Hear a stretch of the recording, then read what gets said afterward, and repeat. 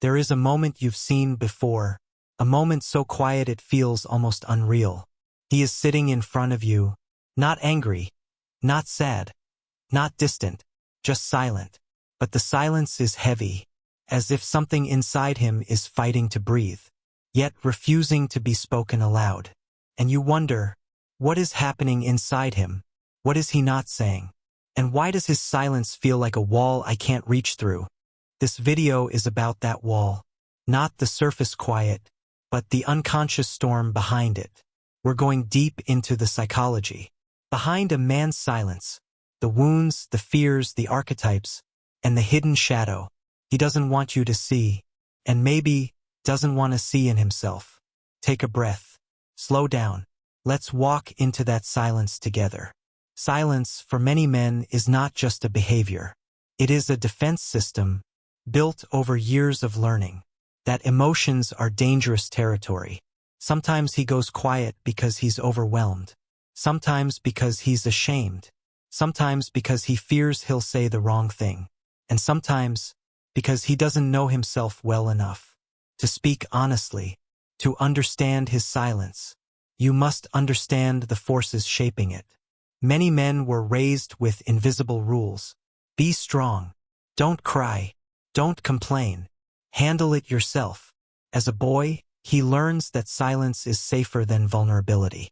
He learns that expressing emotions risks judgment, rejection, or humiliation. And so, he builds internal rooms, where he stores everything he can't show. Anger, fear, longing, shame, softness, confusion, need. Rooms he locks from the outside, and loses the keys. Silence often appears when he feels he is failing in his role as a man, provider, protector, partner. If he believes he's letting you down, his instinct may be to disappear inside himself, until he can fix whatever he thinks is broken.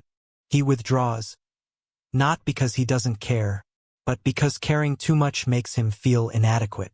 In Jungian psychology, the shadow is the part of ourselves we reject, suppress, or deny. Weakness, emotional neediness, fear of abandonment, fear of not being good enough, fear of being judged, anger he can't explain, desire he doesn't understand, wounds he can't name. When you try to get close, when you try to open the door, his shadow pulls him back. His silence is not only silence. It is a shield. A quiet man is not an empty man. Inside him, two forces collide.